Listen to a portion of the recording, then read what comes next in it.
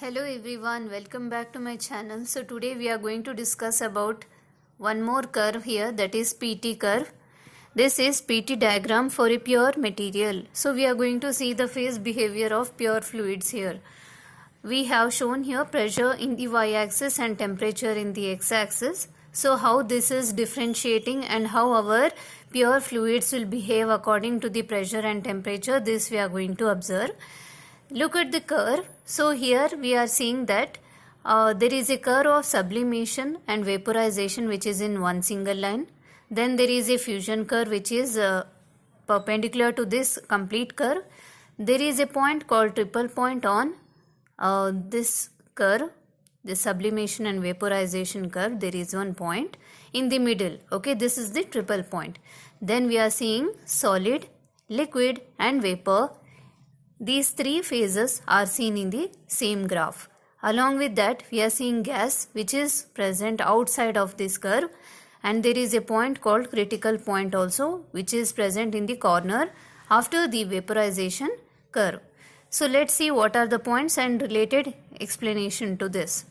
See, this figure includes solid region also. So we have to consider the unit mass of ice at pressure and temperature corresponding to point P in the figure. So here there is a first point called P point. In this figure, it is also showing the solid region. We have to consider only unit mass of ice at this point. Then when this ice is heated at constant pressure, the temperature will increase and the point Q. And at point Q, the ice starts to melt. See, at point Q, from point P to point Q, we are just increasing the temperature and your pressure is kept constant. Then you will see that ice starts melting at point Q. So that also represents one curve here called fusion curve. The temperature corresponding to Q is fusion temperature. The fusion line represents the state of the system at which the solid is in equilibrium with the liquid. Equilibrium with the liquid. See, solid and liquid are both existing. They are in equilibrium at this point Q. So the transfer, if there is transfer of heat also and continued, the temperature remains constant till the entire solid is converted to liquid. So this fusion temperature will be a function of pressure only. The temperature here at Q will be a function of pressure only. So if heating is continued still, the substance enters the liquid region. See, after this Q point, you are seeing that there is no solid written here. There is the liquid state mentioned. So as you continue heating further, the substance will enter in this region called liquid region. And when it attains the temperature corresponding to point R, that will be lying on the vaporization curve. So the liquid will begin to vaporize. See what happens after the liquid region.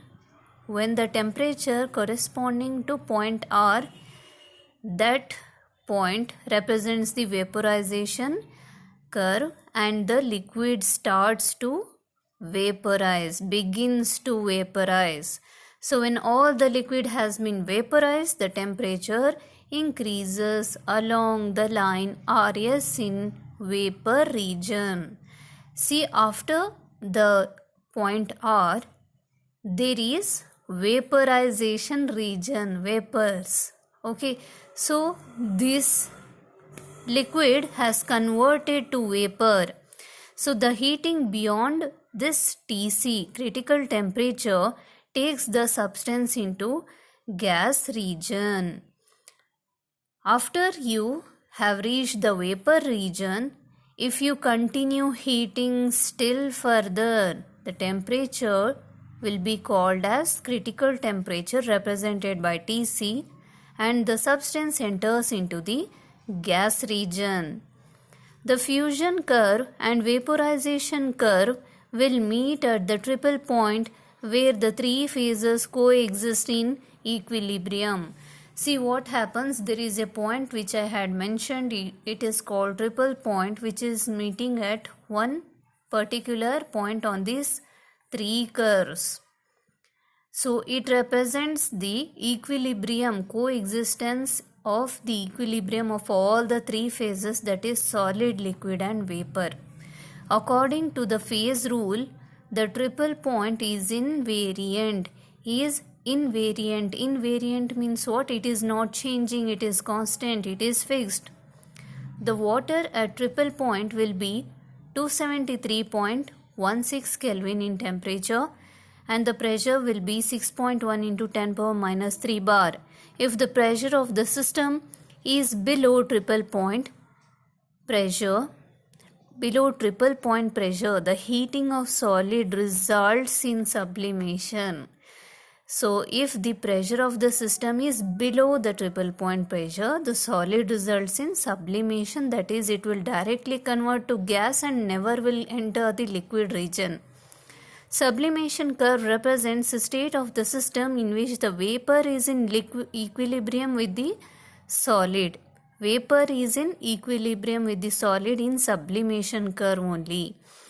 So we have to note one more point here. Fusion curve extends up to infinity, whereas vaporization curve terminates at critical point. So this is the note point, and I hope you will understand it. See, fusion curve will extend and up to infinity it will go, where we cannot even count and calculate its value. But whereas the vaporization curve, it has to stop at some point called critical point. So critical point is nothing but the last maximum value or unique limit of this vaporization or vapor region. Okay, so I hope you will understand this much.